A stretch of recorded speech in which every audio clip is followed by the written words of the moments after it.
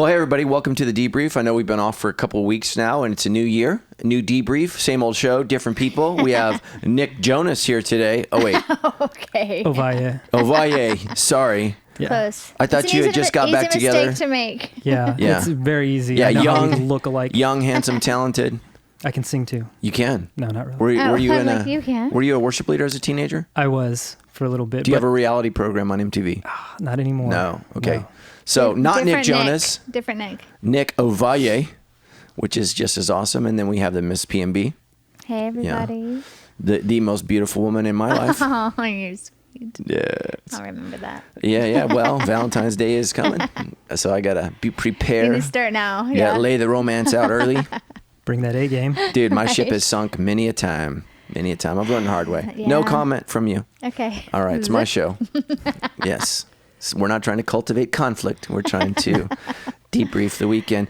Anyways, I'm PMB, and super glad you guys are listening or watching along. And we're going to be starting this up. I want to remind everybody to do the 60-day Bible study, 60 Days to a Better You. Oh, man, today was just fantastic. And let me encourage you, read the introduction. Man, that was amazing. Read the real Bible study method. Read the text. Explore the main idea or theme. Ask God what he wants to say to you, and then apply it to your life. And the questions were just so good today. So good. And I'll be talking about that a little bit on my Instagram later. But it's good. I'd actually done sort of a version of this through the Wayfinding Bible. So I'm like starting that again. But the questions that the team has like come up with have had me think of it in such a different way, like the power of words of God spoken to creation yesterday. Yeah. And then also I did this last year, but then doing it again now, knowing that my entire church family is doing this with me and we're thinking about that is just such a great, it's been a great time with God and a great time as a church. So that's really good. Really, really good. Glad you guys are joining us today and super excited. We got some great questions. And so let's get started. Yeah. First question is from Annie. She said, earlier last year, I had a conversation with my boyfriend, which ended the relationship. We were having sex and I wanted us to get right with God. I love God more than I love my ex, but ending the relationship was a tough blow, which sent me spiraling. I allowed it to negatively impact my relationship with God and church family, and I'm only recently starting to heal from the hurt. What advice would you have for someone making the decision between God and their significant other, and what advice would you have for people who have recently ended a relationship to get right with God? Yeah, absolutely. So our next series is called Non-Negotiables. I think it starts February. We're not sure. Coming to a theater near you in February-ish. So as Valentine's weekend. It's the 14th, Valentine's 15. weekend. Yeah, there we go. 14, so 15, 16. And so Non-Negotiables is all about relationships. And so I believe that relationships are the greatest thermometer that engage the temperature of your relationship with God. And so when you look at the relationships you engage in, your friendships, your romantic relationships, your marriage, your relationship with your kids, it really tells you where your relationship with God is. And so anytime we find relationships that are not growing our relationships with God, particularly in dating, and you have that conversation. And here's why it's so important, Annie. I appreciate the question. Here's why it's so important not to have sex. Now, you did the right thing after, but what I want to encourage everybody listening is do the right thing before. Because when you start having sex, you've entangled your soul, you've entangled your heart, right? Your mind is in it, and sex means for most men something very different than it means for most women. There are exceptions. There's always exceptions to the rule. But most men can have sex and not feel entangled. Most women cannot. Obviously, there are differences, and, there are all kinds of variations in terms of, men and women and their sex drives. But usually that's the way that it works. And so what happened is, you're engaging sexually, you want to have a conversation because, you love this guy and you've had sex with this guy, and now you want to have a spiritual relationship with this guy, and you're asking him to go to some place that he wasn't ready for. And so that caused a split. And so I think what you said specifically in your question when I read it is, that was a difficult thing for you, and now you feel like your relationship with God has been affected. And so what happens is, a lot of times, especially as new Christians, is we want like a righteous reward from God when we make a decision. And so we want a cookie from heaven because, hey, I made this hard decision, and we want it not to hurt. We don't want to be sad. We want God to be like, oh, here's this next thing for you. And really what we have to do is we have to sit in and remind ourselves of, oh, wow, that really hurt. And here's why that's important, Annie. because that hurt and that pain will oftentimes be a better reminder than the peace that you had from making the decision. The next time there's a guy and he's not a Christian, you need to remind yourselves of that. You say, okay, go ahead. I was going to say, it's that reminder of just like, a lot of young people, all of us, I guess, go into it thinking, oh, God's keeping me from this. What that reminder can be is, oh, this is what God wanted to keep me from. Yeah. This pain, this hurt, this was why his plan. It's because he loved me, he cared for me. He didn't want me to experience this spiral, this heartbreak. And on the front side of things, you don't have that perspective, but you have it now going into it of like, oh, God wants to protect me from this heartache. Because what happened after that conversation is you learned a lot about what your relationship was really about. Yeah. And let me say this, is what you're experiencing, Annie, is divorce-like. It's not divorce. I'm not telling anybody that you've experienced it's divorce-like. You were all into this. Your heart was at a place where the relationship was not. And that's why courting is so important, engagement is so important, and marriage is so important. So we'll talk about this in our non-negotiables. So courting is being upfront and honest about your intentions. Nobody does that. Like everybody today is like, well, why do we need to clarify the relationship? Because you need to make sure you're both on the same page. Because if somebody is in it more than the other, and so you can say, hey, we're exploring. Hey, we're serious. Hey, you need to constantly clarify in dating what direction you're moving. And honesty really helps you to move on. But when one person is lying or one person doesn't feel like they can be honest, like that's a terrible future for you. So courting forces honesty. Then there's engagement. And it says, okay, we've set a date and you shouldn't get engaged without a date.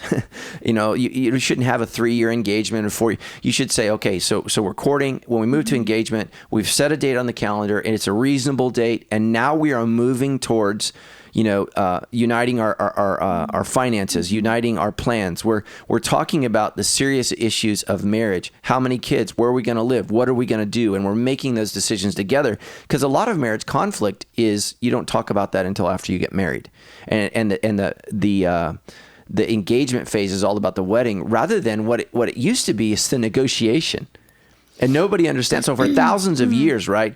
There's the engagement period is this negotiation, and it used to be families negotiating. Okay, what is everybody putting in this? And it was all up front and it was all honest. And then the families agreed to that, and then they move forward. And nowadays we expect young people to figure this out all on themselves. Parents are uninvolved, except they're expected to write a check, right?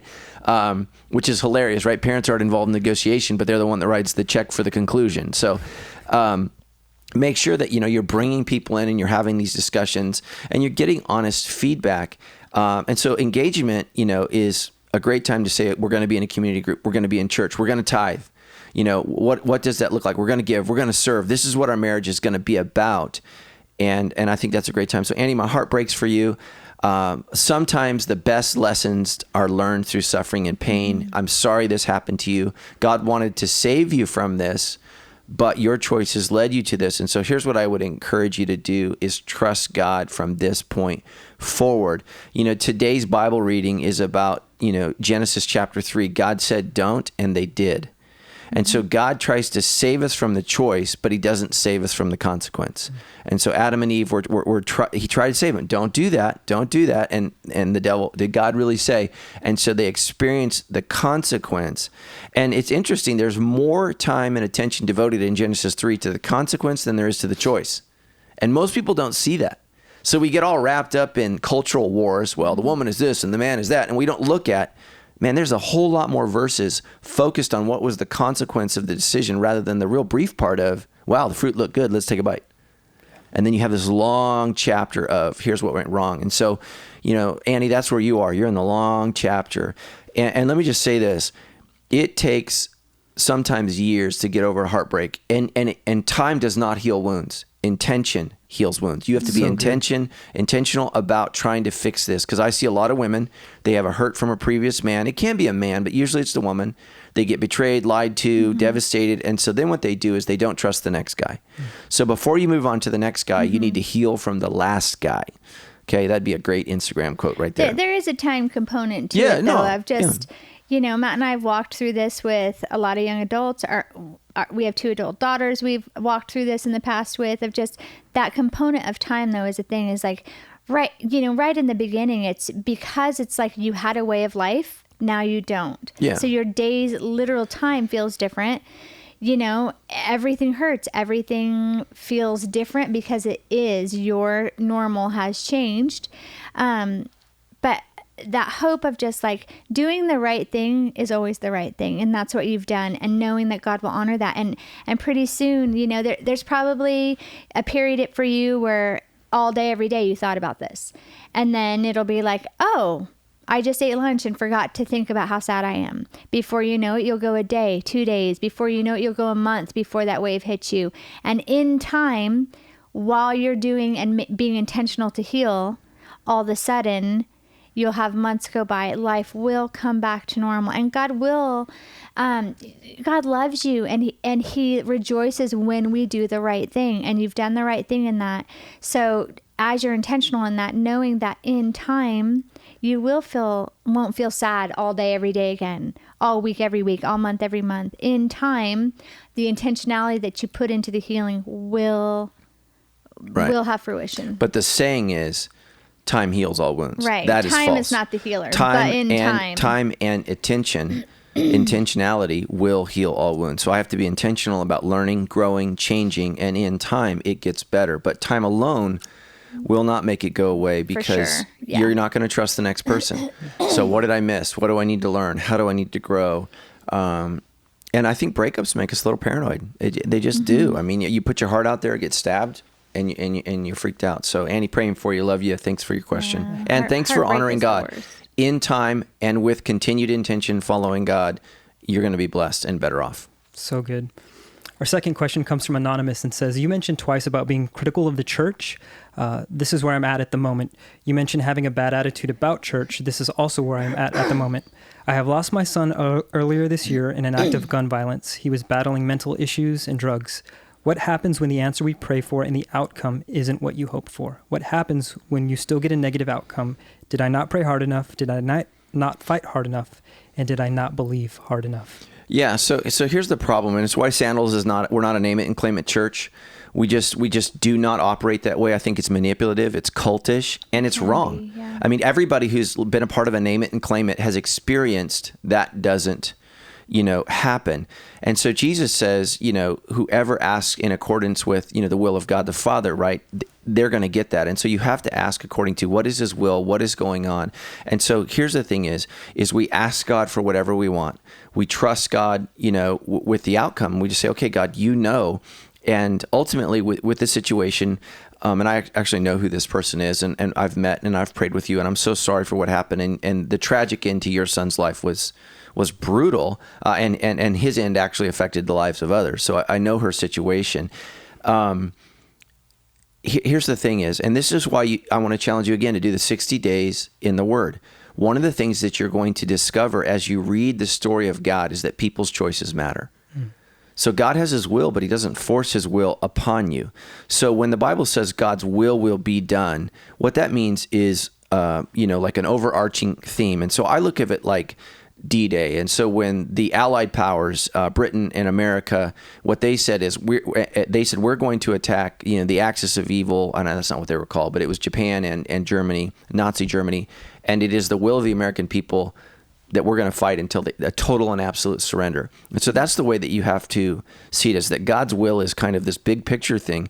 But the reality is, if soldiers are disobedient, if soldiers go their own way, if soldiers don't listen, there are casualties that on a micro level are hard to understand on the macro level. So the little picture is, wait a minute, I've suffered loss. I've suffered this. And it's not just to say that. Sometimes the sin of someone else affects your kid who is walking the right path. Mm-hmm. I mean, if you have a kid who's following God, trusting God, and you got some person who knowingly and willingly gets in a car and they've been drunk and they slam into your kid and kill your kid, that's the other thing that's terrifying about life. It's not just our obedience that matters, but it's the obedience of people. When people are careless, when people are reckless, when people are sinful, it impacts and affects us. And so what I would just say is, you're grieving, you're hurting, and I would just ask you, was your son in church? Was he trusting God? Was he following God when his life came to an untimely end? The answer is no. And so the lesson that I would encourage you to glean from that, even as you hurt and grieve, is It's better to listen, trust, and follow God.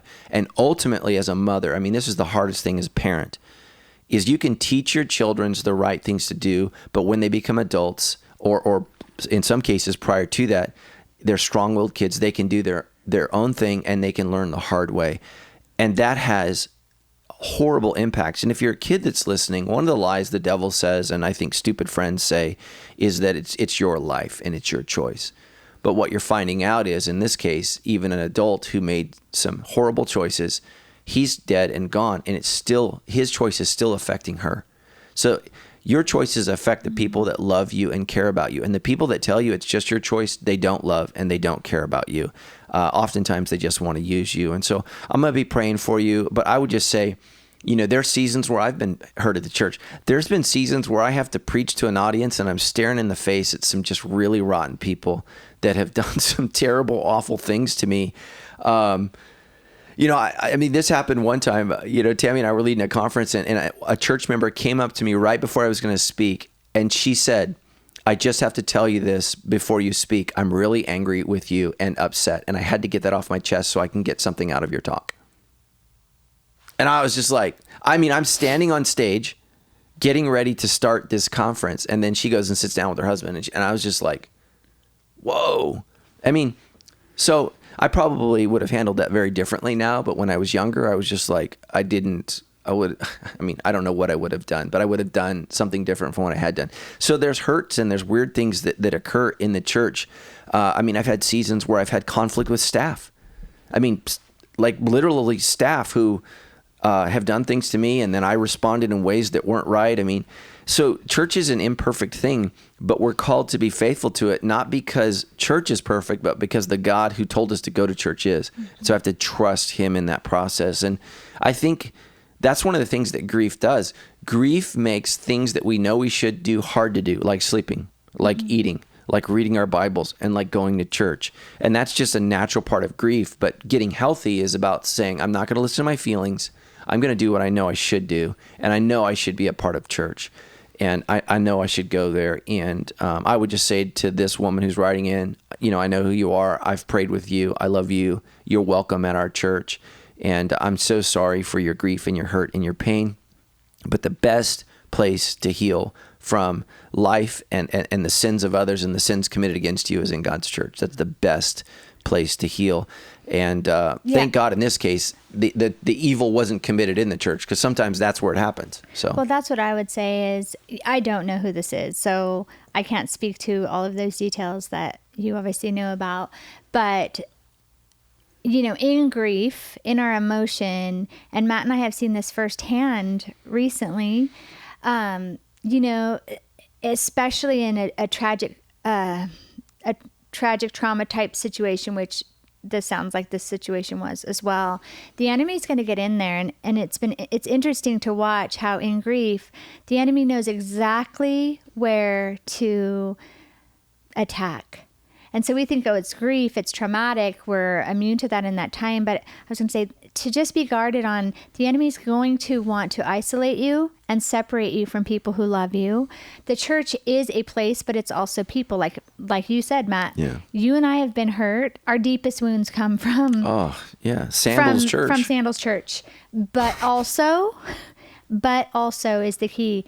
Our greatest friendships, our greatest joys, when we've had our hardest times, it's still those people, because the church is people. And so I would just want to encourage you to not discount the church body because of a couple people or a couple comments, because these could also be the same exact people who come over when loneliness overwhelms you or anger is overwhelming you and the enemy's getting the best of you, to pray on your behalf, to pray before you, to intercede, and to be there for you.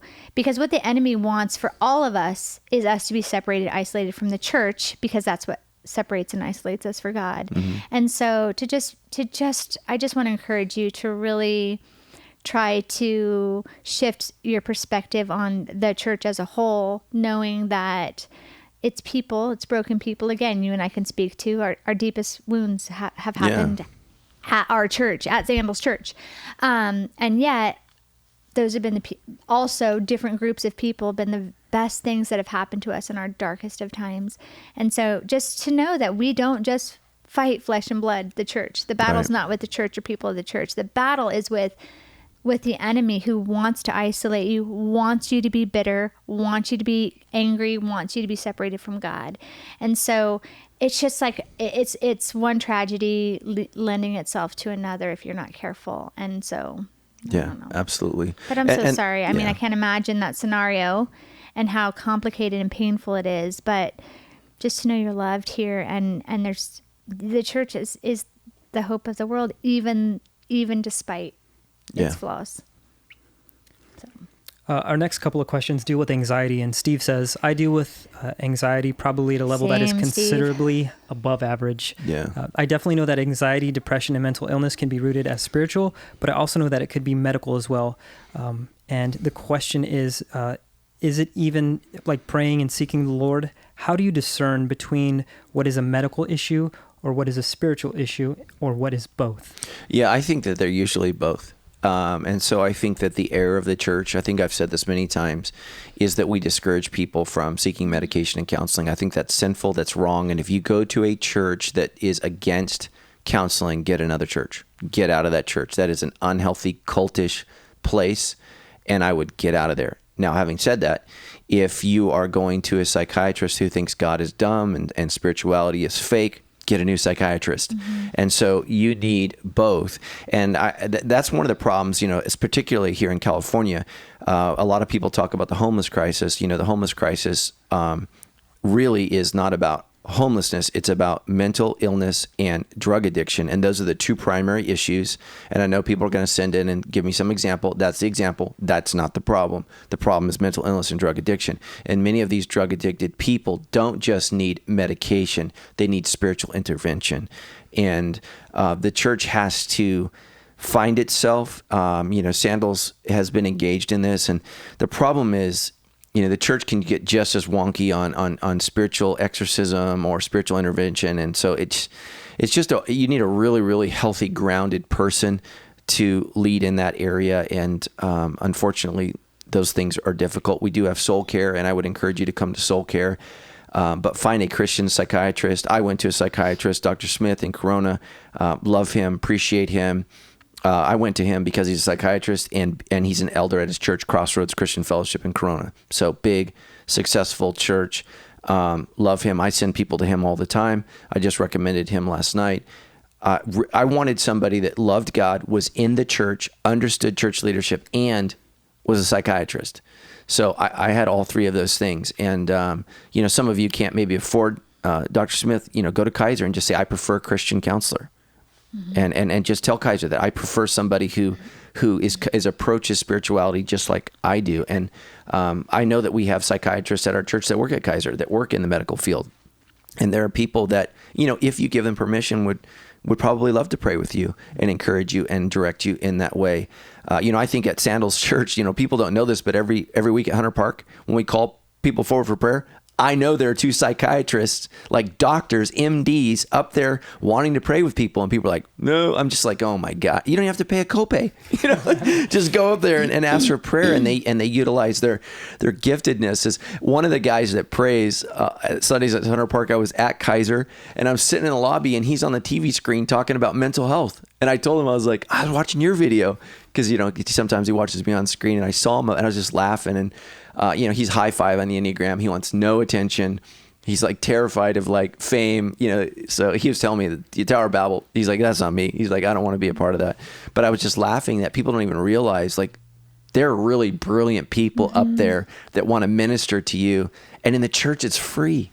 It's free and they can help direct you. And so I would just say, go to both, come to Soul Care, talk to them. At Sandals, we have counselors that we can recommend and people that we can send you to, but don't be ashamed to tell people. I was in small group last night and we were encouraging one church member in our group to go and think about going to psychiatrist. And one of the other group members just said, I went. Like he's battling anxiety. It's not getting better. He's got PTSD and trauma. And he just said, look, man, he said, and this guy is one of the most spiritually mature people in our church, but he has some trauma that he's just not able to deal with. And so medication I think, here's the ultimate, is I don't think any medication will make anxiety disappear. So just listen to that. If you're looking for the golden pill, as far as I know, it does not exist.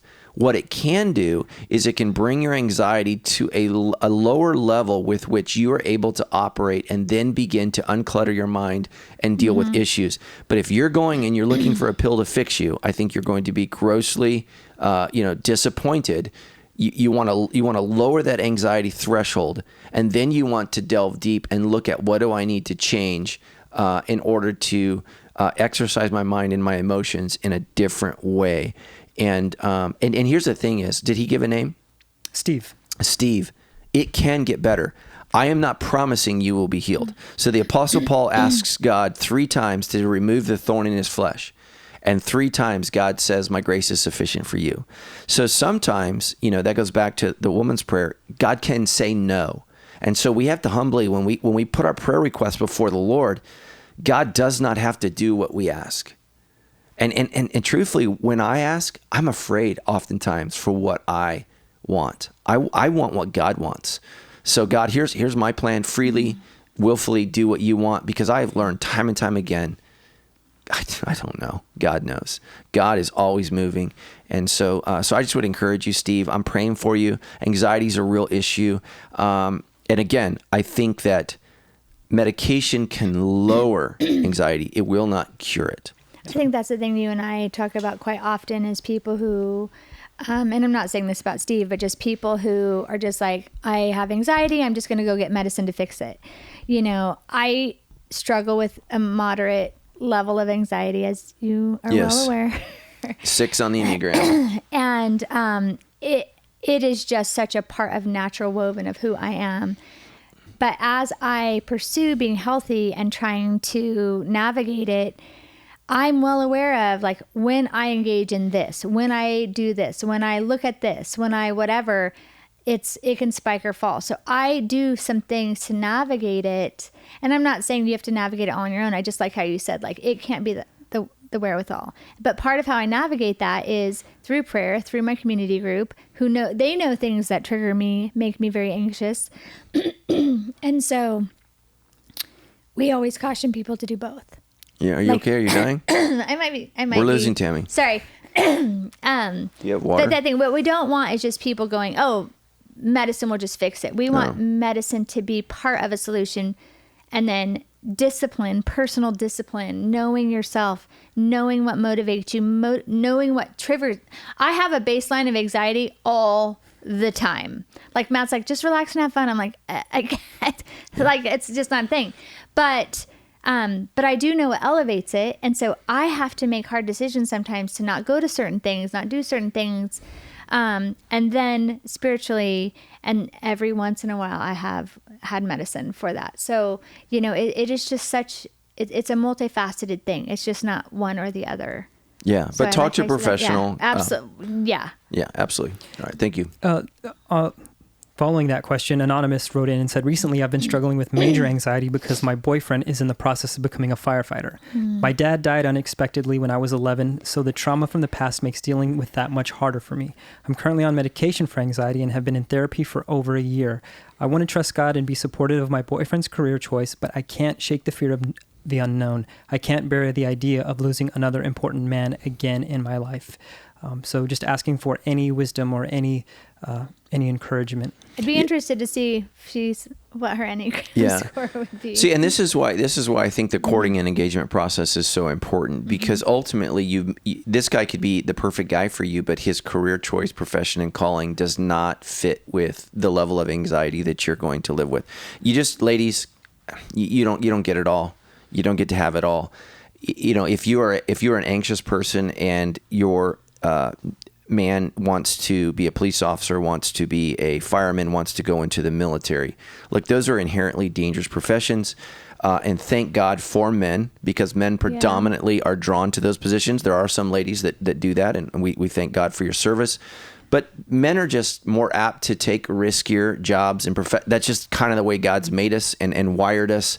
And so, if this is a man where that's what he wants to do, that's what he feels called to do. So there's one of two choices. He can decide to alter his calling and change his profession because he wants to give you comfort and peace, that's an option. Another option is, you come to some sort of peace with what this is. And again, it's why I said time doesn't heal all wounds. She said, I lost my dad when I was 11. Mm-hmm. So time and intentionality can heal those wounds. That's a major, major loss. No kid should ever have to experience that, encounter that, right? That's a lifelong wound. That's something that's not totally healed until Jesus returns. Mm-hmm. But there are some steps that you can be walking through.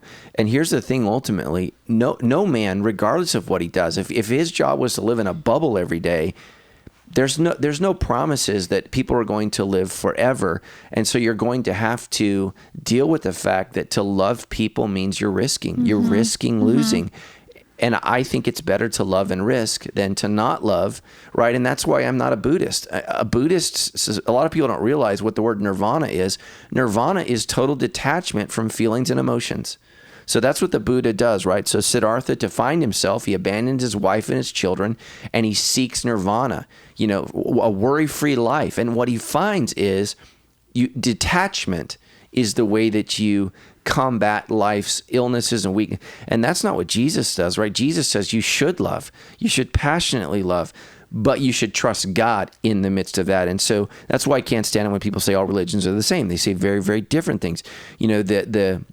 The Buddhist is seeking detachment and ultimately just numbness. That's nirvana, the ultimate numbness. And what we are seeking with Christianity is oneness with God. So numbness and oneness, and those are two totally different paths, and you need to choose which path you're going to go. And so, and that's really what Eastern meditation is. It's detachment.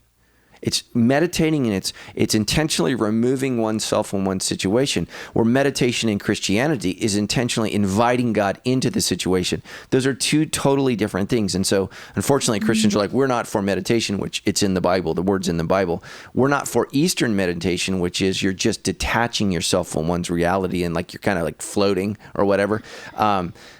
What we want is we want God, we want intervention. We want God in what's happening. And listen, those are tough talks. Those are tough talks and tough conversations. And in the end, you may not be able to reconcile, and that's okay. That's okay. I don't believe that there's one person for you. I believe that there are many, many wonderful people out there, and maybe there is some guy with a desk job that you're just going to love and feel very, very safe. But even in that, you have to know, life is uncertain. Yeah, you could get hit by a bus. That's why God matters so much. Yeah. Because we can have, when things in this life aren't secure, we know we have security. Speaking from a high 6 on the Enneagram, I think all the time of every single thing that can go wrong. And when I spiral, it's usually when I'm really chasing that. And you know this, I have to work so intentionally to not think of what could go wrong, but think of what could go right. Because I have spent a lot of years not doing things, saying no to things, or not enjoying things because I'm hyper focused on what could go wrong, that I've missed so much joy. And then whatever circumstance it was happened and nothing went wrong, but I missed it. I missed what God had for me in it. I missed the opportunity or the joy or the experience. And so that also is a component of, if that's just your natural bend in life, because you had trauma at such a young age, that makes so much sense. And I love that you're in counseling and that you are doing, you are being intentional to that, but it's going to be a lifelong, and I don't have it to the same degree, but I do understand that, a lifelong discipline to trust that God has the best for you, to trust that He holds you and your future, and to train yourself to be considerate for what could go wrong, right? But not to live there, but also to think through and let yourself proceed about what also could go right, because we spend a lot of time thinking what could go wrong or missing out on things, and then it doesn't happen. Yeah, and let me just say this. Somebody's got to be a cop. Somebody's got to be a fireman, and somebody's got to be in the military. Or guess what? We're all hosed. We're all hosed. Just think for a second, if there was no firemen, if all firemen went on strike. Think if all policemen went on strike. Think if our whole army said, you know what? We're done. Okay? I mean, there's real evil in the world, and without those individuals, we should all be afraid. We should all be wrecks, because we need people that are out there that are dealing with dangerous situations and dangerous people. And, we need the fire department to come to our house. We need someone to come and rescue us. We just went through this with a family in our church. One of our pastors, right, had to call 911.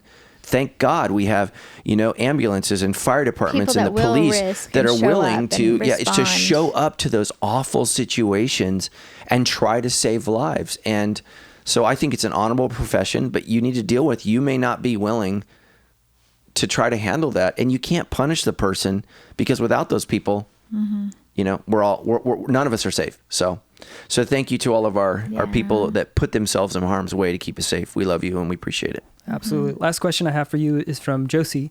She says, I lack overall motivation for everything in my life. I'm in my late 20s and my life is exploding. I've lied and manipulated my way through life and now have pushed my loved ones away, lost friends, lost respect from others, lost trust from others. And she goes on to say, I'm grateful to God to have overcome urges to excessively drink and party. And now, how do I fight a severe lack of motivation to commit myself to change my life when I know it's the right thing to do? Yeah. And so so let me start off positive. At least you understand that you've lied and manipulated your way through life. I mean, you have no idea how important that statement is. The Bible calls that, repentance. And so you're at the first stage of repentance is, Luke 15, I have sinned against my Father and against God. Now what are you going to do? And he says in Luke 15, I know what I'll do. I'll go home and make myself a slave, because slaves are treated better in my Father's household than I am where I am now. And so that's what you have to understand is, finding the right motivation. And so I think here's what's discouraging when you live a life like what you're doing. And let me just say this. She said she's in her 20s. Mm-hmm. It just gets worse in your 30s and then in your 40s. And then oftentimes people become suicidal because what they do is they look at their life and they go, I can't fix this. Like I've been bad for so long, there's no way out. And they lose hope. And so here's what I would say is, if you think this is hard in your 20s, wait to try to change until your 30s. And if you think that is hard, wait till your 40s and your 50s and your 60s. And before you know it, you've put yourself in just such a horrible situation. And that's the message we're going to talk about in a couple weeks. A lot of people, the question they ask is, God, what do I do? And God's question is, why are you there? And so what did I do to get here? And so oftentimes, what do I do is best answered with, how did I get here? Because what I have to do is I have to get out of where I've gotten. And that's a whole process. And hopefully and prayerfully, you're at the place where there's still a U-turn. Sometimes in life, there aren't U-turns. Like you find yourself in a situation where there's no good choice here. Like no matter what you choose, it hurts, wounds, and maims somebody. And what we want to do is we want to turn that ship until we, we're not surrounded by wolves. And sometimes we find ourselves, because we keep sinning, we keep making bad choices, and nobody wants to talk about that. Like you can just make bad turn after bad turn after bad turn, and you're in a corner, and there's wolves. Now what do you do? Well, we got to figure out how to try to undo those decisions. And so what I would do is I would meet with Soul Care here at Sandals Church. I would sit down. Number one, you can't drink. Number two, you got to change your friends. Like if you're around people that want to get you drunk, that want you to have a drink, like you could hang out with me for the rest of your life. I'm never going to offer you a joint. I'm never going to offer you a drink. I'm never going to say, what's the worst thing that could happen? I'm just not that friend. So find friends like me at Sandals Church that are gonna be positive influence for you. Get in a small group where if you don't show, somebody calls. Hey, where were you? Are you okay? Not every small group does that in our church. Find a small group where people care about you, and it's not just a meeting once a week, where you're going over the sermon notes, but they actually care about your life. And that's what small group is for Tammy and I. We actually have decided to care about the people in our groups we do life together. We challenge each other. We take challenge from one another. Yeah, we celebrate. You need to change your crowd. And then you got to listen. Forgiveness is mandated by Christians. Trust is not.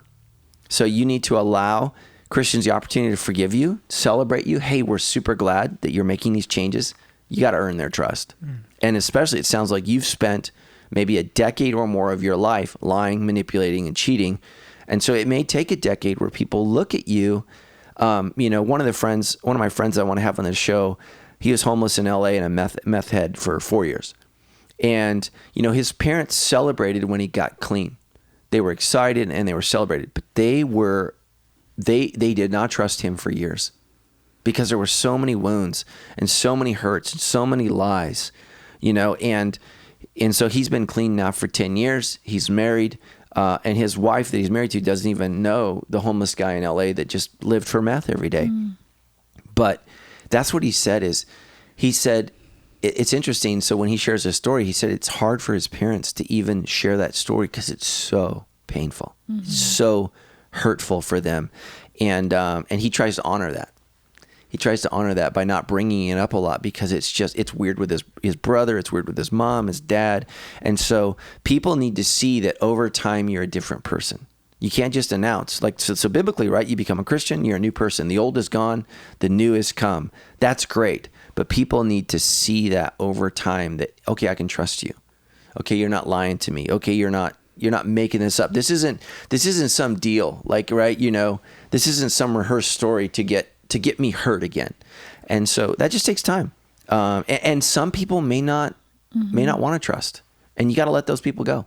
So, and have grace for them and understand it. I think it's extraordinary that you're in your 20s and you go, my life is exploding. I think how you're feeling should be the starting point for motivation. Like, the way I've been is not working. And because obviously you're not okay, or you're not writing in, you're not being real with this. So, I think some practical things to do in addition to, you've made a mess. Now you're in that mess, whatever that looks like. But just to figure out, there's probably some key people you need to start some conversations with. I don't know who those would be, if that's your family, your parents, whoever that is in your life, and language of just, I have not been the best version of myself. And I'm so sorry. Yeah. Will you forgive me? I don't know how to change just yet, but I want to change, and I'm going to figure that out. But I want to be a better version of myself. I want to be a better whatever, son, daughter, brother, sister, whatever that is. But, you can't fix it all at once. So I would encourage you to think of the few conversations that are the pillars that need to start this rebuilding, and try to figure out how to have those, going into them with all of the understanding, you've been terrible. I know. Yeah. With humility and trust, and just understand that, a little bit, again, that doesn't mean trust will be back, but trust the process of your humility, your repentance, you asking for forgiveness, acknowledging hurt you've caused.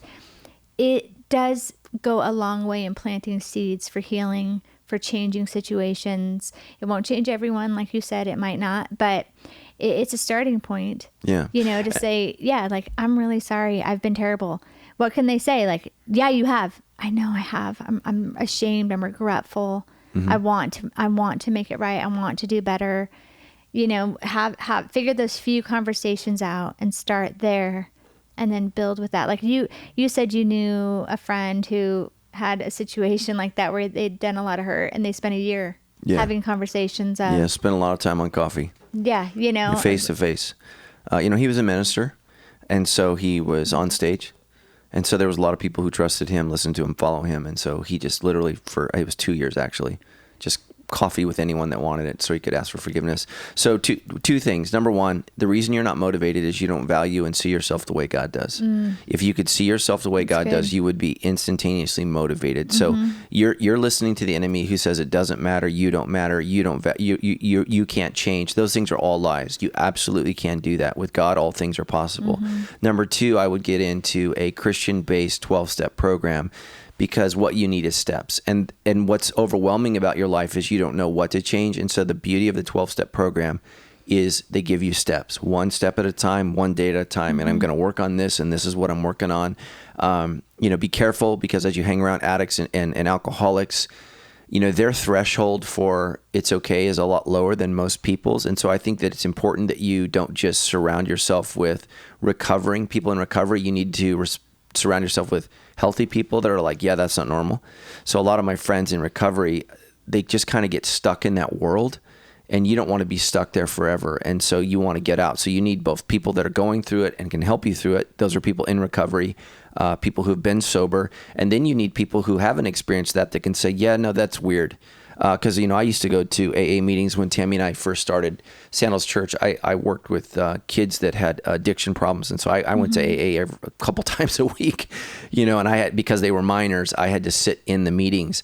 And I just heard a lot of bad advice. I heard a lot of excuses. And you need people that We need people that can model what it looks like to be healthy. Yeah. Because if addiction and those circles and those crowds are the only thing you've ever seen, and you want to do different, but you've never seen what different looks like. You've never seen what healthy relationships look like, what healthy interaction of asking for forgiveness, giving forgiveness, how to treat someone, how to talk to somebody. If you're never seeing that, because everyone in the pool that you're swimming in only has your same experience, it's hard to get out of that pool. You need people who've never been in that pool, and all of us have our issues in different ways, but to be able to go like, oh, a marriage could look like that. Yeah. Oh, a husband could talk to a wife like that, a wife to a husband like that, to kids like that.